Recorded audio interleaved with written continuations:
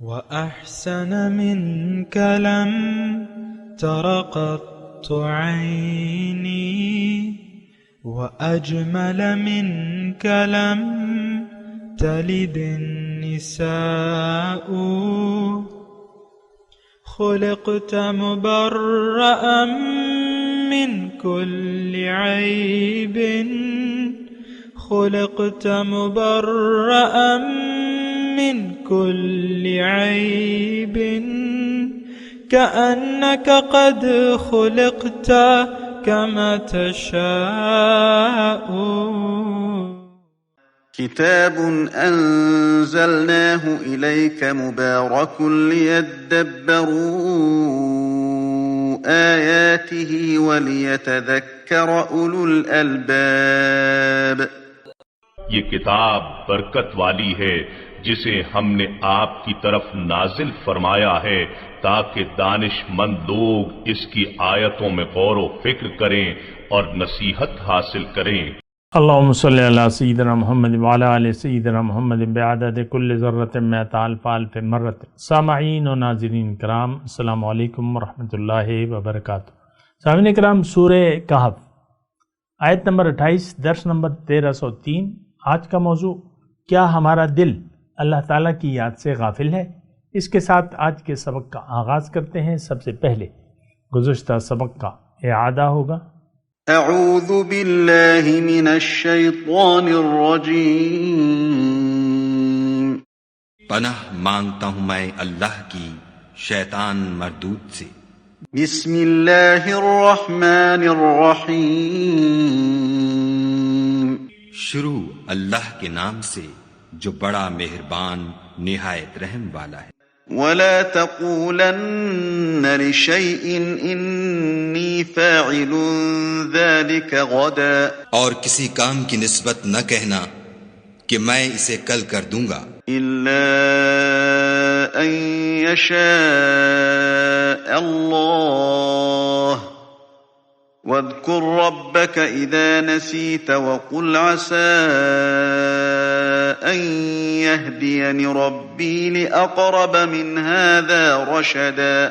مگر انشاءاللہ کہہ کر، یعنی اگر خدا چاہے تو کر دوں گا، اور جب خدا کا نام لینا بھول جاؤ تو یاد آنے پر لے لو اور کہہ دو کہ امید ہے کہ میرا پروردگار مجھے اس سے بھی زیادہ ہدایت کی باتیں بتائے.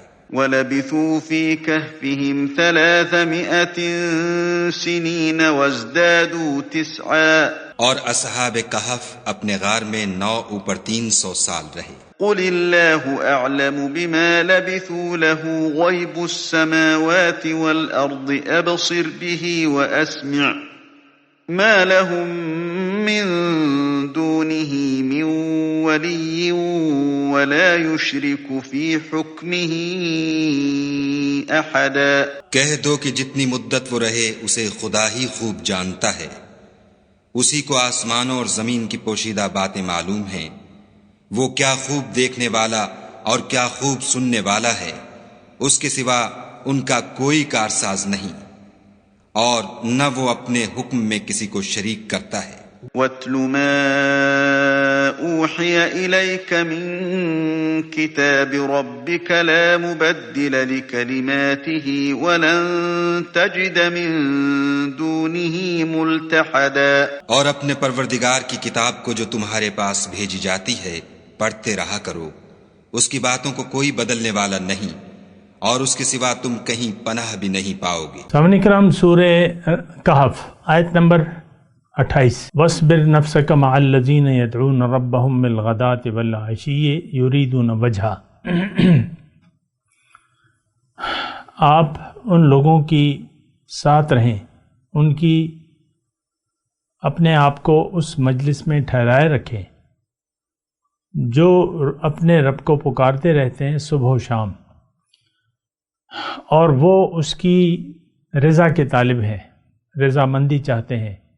تُرِيدُ وَلَا تَعْدُ عَيْنَاكَ عَنْهُمْ. آپ اپنی آنکھوں کو ان سے نہ ہٹائیے. تُرِيدُ زِينَةَ الْحَيَاةِ الدُّنْيَا. کیا آپ دنیا کی زندگی کی تلاش کرنے لگ جائیں گے یا چاہیں گے وہ؟ وَلَا تُطِعْ مَنْ أَغْفَلْنَا قَلْبَهُ عَنْ ذِكْرِنَا، اور اس شخص کا کہنا نہ مانے جس کے دل کو ہم نے اپنی یاد سے غافل کر دیا ہے، وہ نتیجتاً وَاتَّبَعَ هَوَاهُ، وہ اپنی خواہش کے تابع ہو گیا ہے، وَكَانَ أَمْرُهُ فُرُطًا، اور اس کا معاملہ حد سے گزر گیا ہے۔ سامعین کرام، بہت اہم آیت ہے، اور ہمیں دیکھیں جو یعنی جن لوگوں کا اللہ تعالیٰ نے تذکرہ کیا ہے اس آیت میں، ہمیں ان جیسا ہونا چاہیے، ان کی طرح ہونا چاہیے، وہ صفات ہم میں ہونی چاہیے جو اس آیت میں بیان کی گئی ہیں۔ یدعون ربهم بالغداۃ والعشی یریدون وجہ، بس یہ ساری دیکھیں انسان کی جو کامیابی کی کہانی ہے وہ بس اس ایک جملے میں ہے، وَاصْبِرْ نَفْسَكَ مَعَ الَّذِينَ يَدْعُونَ رَبَّهُمْ بِالْغَدَاةِ وَالْعَشِيِّ يُرِيدُونَ وَجْهَهُ۔ سبحان اللہ۔ اچھا دیکھیں، اس آیت کے بارے میں ہم نے گزشتہ سبق میں بھی تھوڑی سی بات کی تھی، اور اصل میں اس میں جو مضمون بیان ہو رہا ہے بہت سی زیادہ اہم ہے۔ ایک تو منزل کیا ہے انسان کی، مقصود کیا ہے، محبوب کیا ہے، یہ بیان ہو رہا ہے اصل میں۔ اچھا، انسان دنیا میں آیا ہے کہ وہ اپنی رب کو یاد رکھے صبح و شام، اور صرف اپنے رب کی رضا کی تلاش میں رہے۔ یریدون وجہ، وجہ تو کہتے ہیں مکھڑے کو، چہرے کو، ذات، پھر ہم کہتے ہیں ذات، پھر ہم کہتے ہیں رضا۔ تو ٹھیک ہے، مطلب یہ درجہ بندی تو ہے، لیکن بات یہ ہے کہ بس بہت ہی خوبصورت بات ہے اس میں۔ وجوہ یومئذ ناظرۃ الی ربہا ناظرہ۔ دیکھیں قیامت کے دن تو دیدار حق ہے نا، حشر کا دن ہے ان کی زیارت کا دن، ایسے یوم قیامت پہ لاکھوں سلام۔ پھر جو آیت میں نے آپ کو پڑھ کے سنائی اس کا ترجمہ یہ ہے کہ اس دن بعض چہرے تر و تازہ ہوں گے، مکھڑے کو دیکھ رہے ہوں گے، الی ربہا ناظرہ، ذات۔ اصل میں تو دیکھیں یہ تمثیلات ہیں، انسان کا جو مرکزہ ہوتا ہے وہ چہرہ ہوتا ہے، چہرہ یعنی جو اصل جو چیز ہے، اس میں آنکھیں ہیں، اس میں کان ہیں، اس میں جو تمام حواس ہیں وہ تقریباً اس میں موجود ہیں۔ چہرہ محسوس بھی کرتا ہے، چہرہ دیکھتا بھی ہے، چہرہ سنتا بھی ہے، اور چہرہ ذائقہ بھی چکھ سکتا ہے۔ بہرحال چہرے کی بات ہے۔ جہاں تک اس وجہ کی بات ہے تو بے شک اس میں تو کوئی شک و شبہ نہیں ہے کہ رب کی ملاقات، یعنی قیامت کے دن رب کی ملاقات اور اس کا دیدار حق ہے۔ یہ بات نوٹ کر لیں۔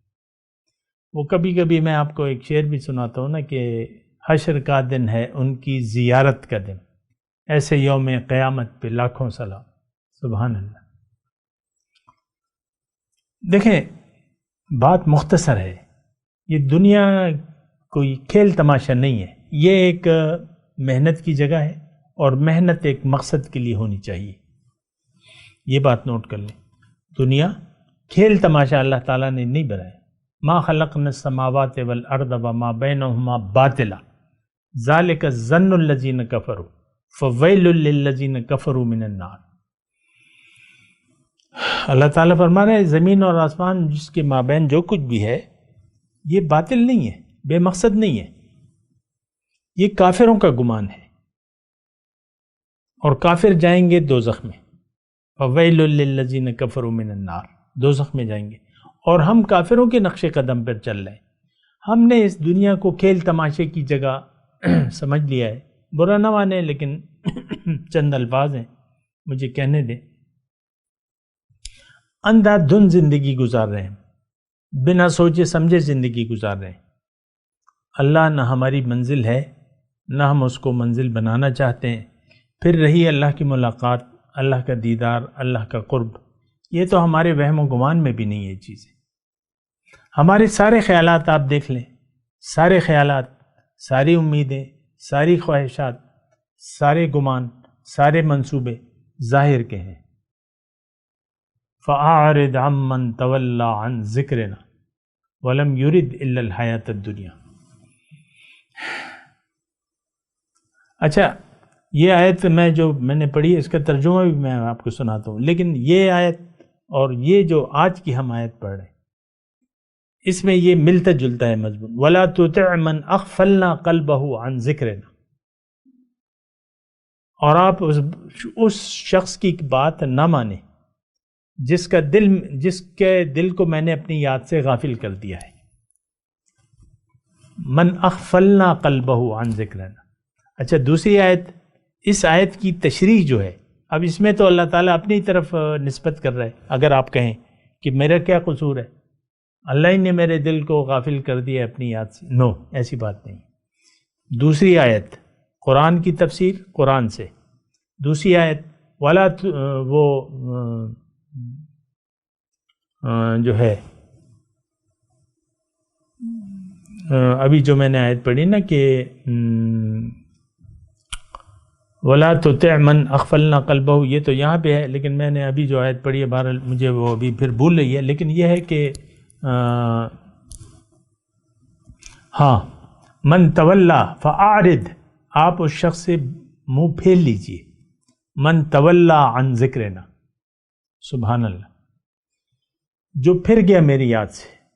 اب یہ یاد سے پھرنا تو انسان کے اپنے اختیار میں ہے. ابھی جو میں آپ سے بات کر رہا ہوں، تو یہ تو آپ نے اپنی مرضی سے اللہ تعالیٰ سے منہ موڑا ہوا ہے. آپ سے میری مراد یہ ساری قوم ہے، 1 ارب 50 کروڑ لوگ ہیں.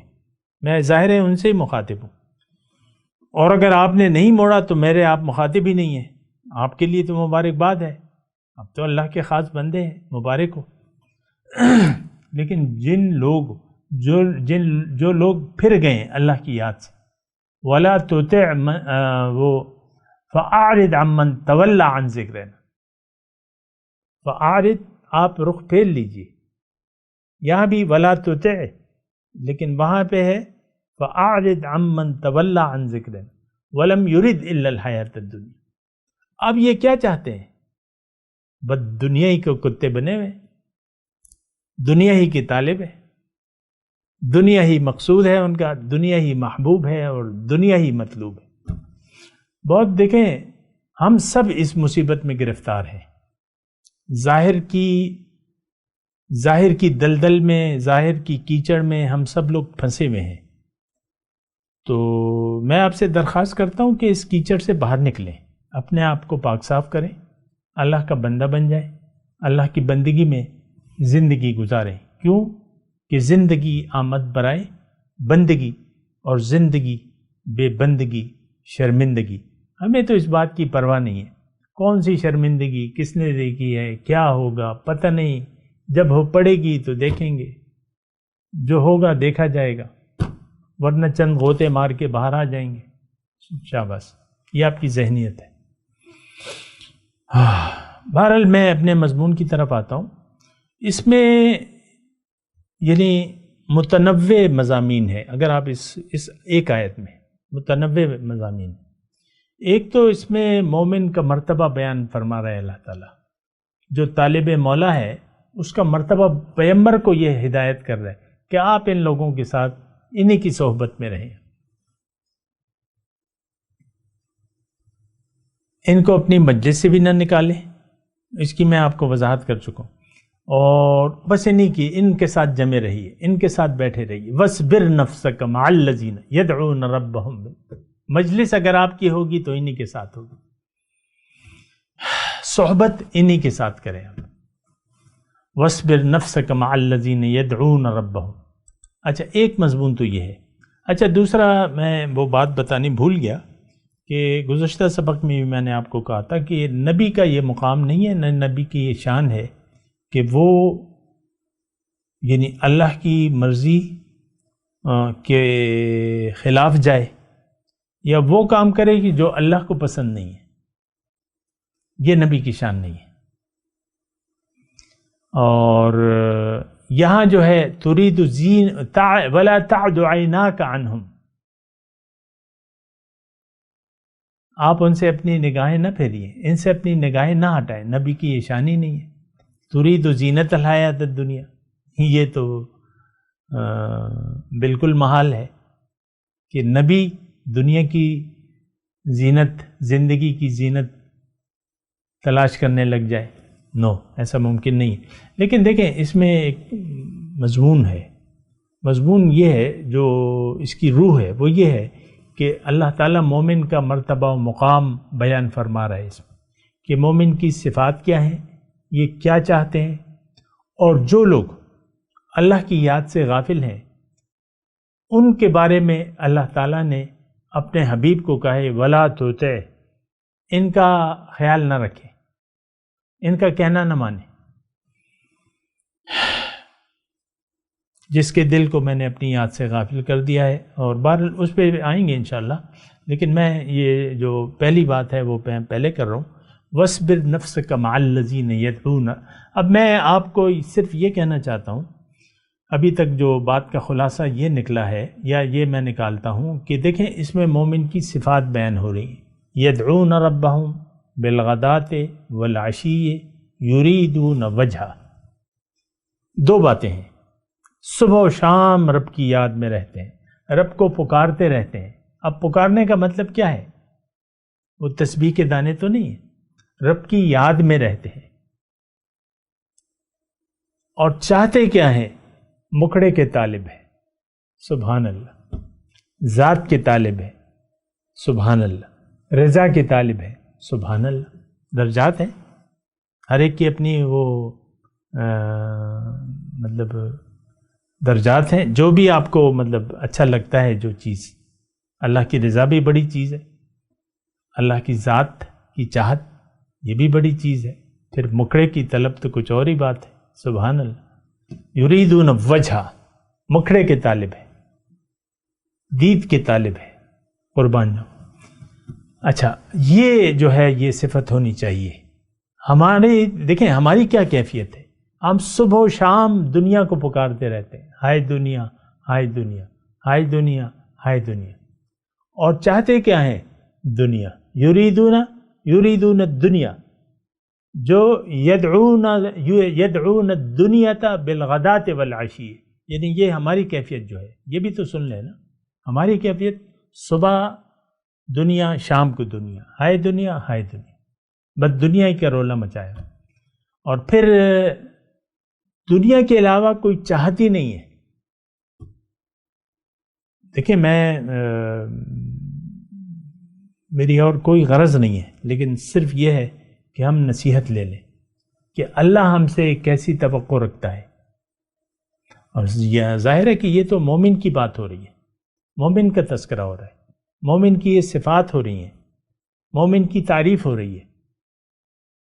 بس اے نبی آپ ان کے ساتھ جڑے رہیے، ان کا خیال رکھیے۔ وَخْفِضْ جَنَاحَكَ لِلْمُؤْمِنِينَ، اپنے بازو، اپنے پر ان پر پھیلائے رکھیں۔ وَخْفِضْ جَنَاحَكَ لِلْمُؤْمِنِينَ، اپنے رحمت کے بازو، شفقت کے پر ان پہ پھیلائے رکھیں، سبحان اللہ۔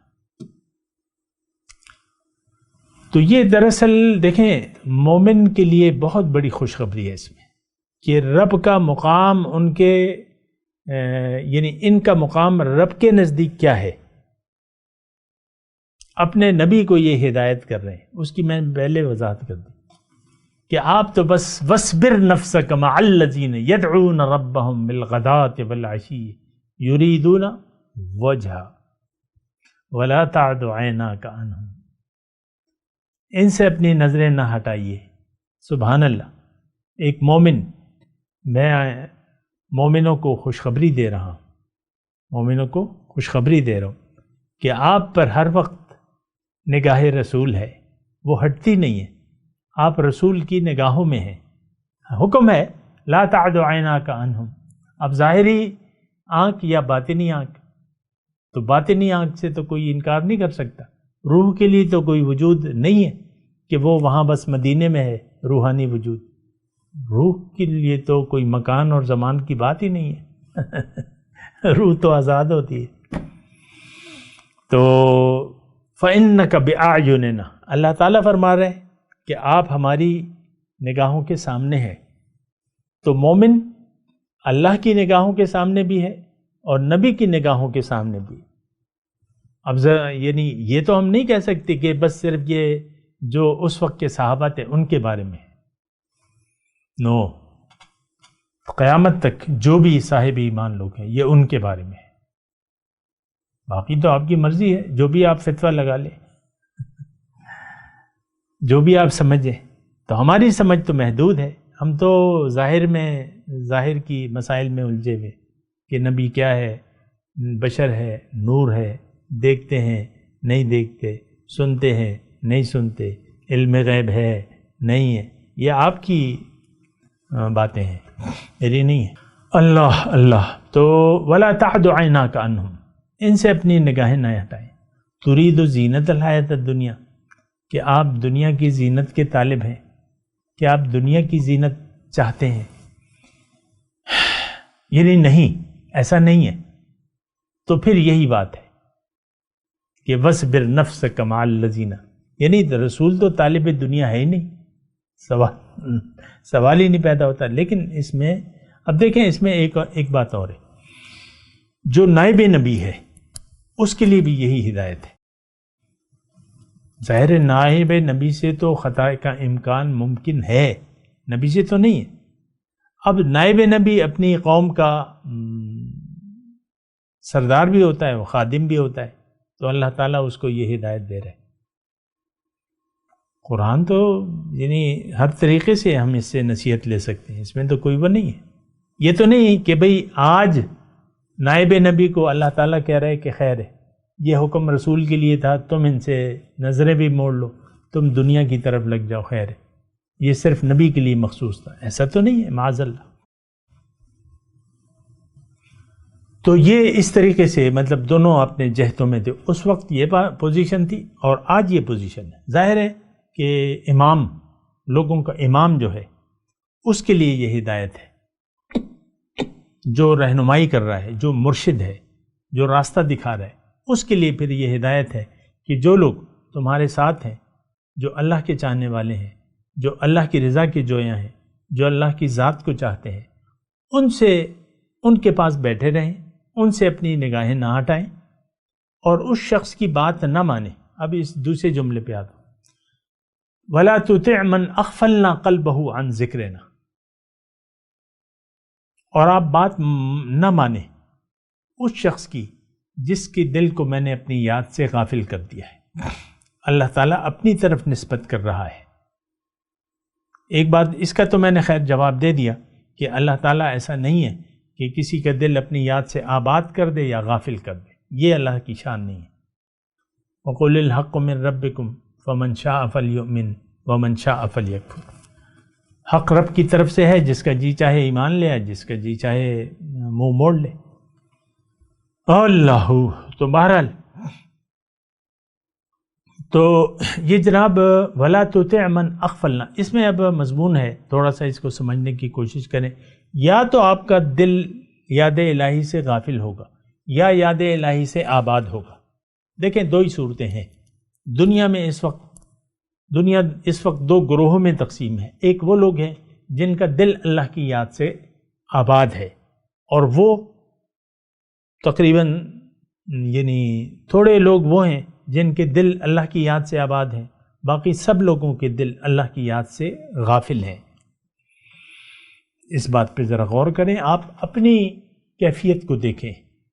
اگر آپ اللہ کے احکامات کی پوری بجا آوری کر رہے ہیں، حرام سے بچتے ہیں، حلال کام کرتے ہیں، حرام کاموں سے بچتے ہیں، تو اس کا مطلب یہ ہے کہ آپ صاحب تقویٰ ہیں اور آپ کا دل اللہ کی یاد سے آباد ہے. لیکن اگر آپ بھول جاتے ہیں اللہ کی یاد کو اور بھلاتے رہتے ہیں، عمومی طور پہ تو ہم یعنی مستقل طور پر غافل ہیں، اور مستقل طور پر اللہ کی یاد سے ہمارے دل غافل ہیں، اللہ کی یاد سے غافل ہیں مستقل طور پہ. لیکن میں ویسے ہی آپ کو اپنے آپ اپنا احتساب کریں کہ میری دلی حیثیت کیا ہے. اور اس کا ایک پیمانہ ہے کہ اگر آپ اللہ کی رضا کے جویا نہیں ہیں، آپ اپنی مرضی منوانا چاہتے ہیں لوگوں سے بھی اور اللہ سے بھی تو پھر آپ اللہ کی رضا کے جویا نہیں ہیں۔ لیکن آپ اللہ کی رضا پر خوش ہیں، جو اللہ تعالیٰ جو بھی حالت میں آپ کو اللہ تعالیٰ رکھا ہے اس پر آپ راضی ہیں، نمبر ایک۔ پھر اللہ کی رضا کے آپ طالب بھی ہیں کہ بھئی میں کیا کروں، ہر وقت آپ احتیاط کا دامن ہاتھ سے نہیں چھوڑتے، اور متقی ہیں، پرہیزگار ہیں، تو اس کا مطلب یہ ہے کہ آپ کا دل اللہ کی یاد میں ہے۔ لیکن اگر ایسا نہیں ہے، اچھا دیکھیں اس یعنی مضمون میں ایک بڑی اہم بات ہے کہ اگر آپ کا یہ دونوں یعنی ان دو باتوں میں متضاد باتیں ہیں، یعنی اس آیت میں دو صفات ہیں وہ متضاد ہیں، یا تو آپ کا دل اللہ کی یاد سے آباد ہوگا، اور اگر آپ کا دل اللہ کی یاد سے آباد ہے تو آپ مرضی کی زندگی نہیں جئیں گے، آپ اللہ کی مرضی سے جی رہے ہیں یا جی رہے ہوں گے۔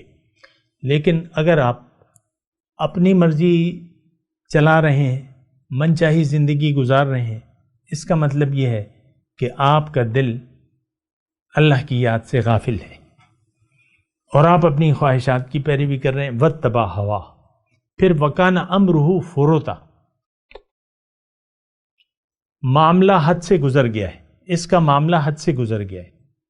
دیکھیں حد کیا ہے؟ حد بندگی ہے، لیکن جب بندگی کی حد کو آپ کراس کرتے ہیں، اور ہم سب نے، یہ امت نے پوری بندگی کی حد کو کراس کر دیا ہے، یہ بندگی نہ بندہ ہے نہ بندہ بننے کی چاہت ہے، اسے اللہ کا بندہ بننے کی۔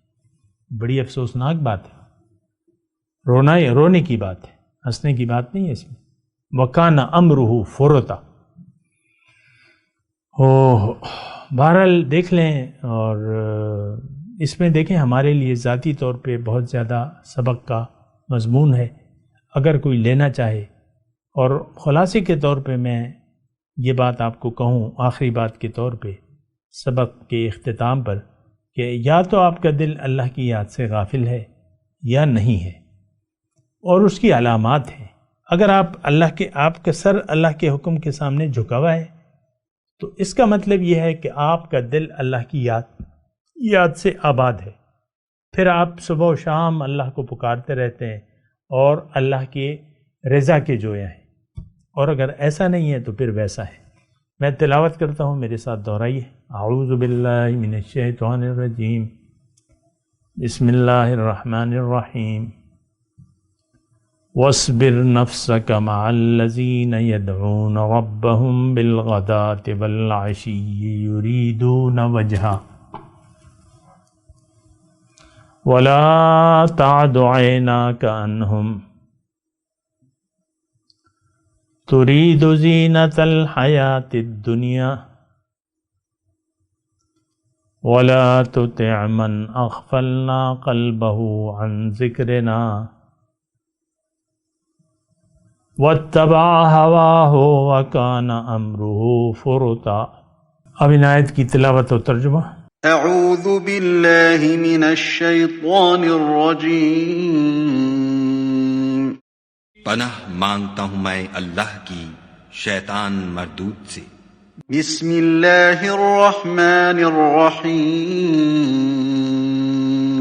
شروع اللہ کے نام سے جو بڑا مہربان نہایت رحم والا ہے۔ واصبر نفسك مع الذين يدعون ربهم بالغداة والعشي يريدون وجهه ولا تعد عيناك عنهم تريد زينة الحياة الدنيا ولا تطع من أغفلنا قلبه عن ذكرنا واتبع هواه وكان أمره فرطا۔ اور جو لوگ صبح و شام اپنے پروردگار کو پکارتے اور اس کی خوشنودی کے طالب ہیں، ان کے ساتھ صبر کرتے رہو، اور تمہاری نگاہیں ان میں سے گزر کر اور طرف نہ دوڑیں کہ تم آرائش زندگانی دنیا کے خواستگار ہو جاؤ، اور جس شخص کے دل کو ہم نے اپنی یاد سے غافل کر دیا ہے اور وہ اپنی خواہش کی پیروی کرتا ہے اور اس کا کام حد سے بڑھ گیا ہے، اس کا کہا نہ ماننا۔ اس کے ساتھ ہی آج کے درس کا وقت اختتام کو پہنچا۔ اگلے درس میں انشاءاللہ ملاقات ہوگی۔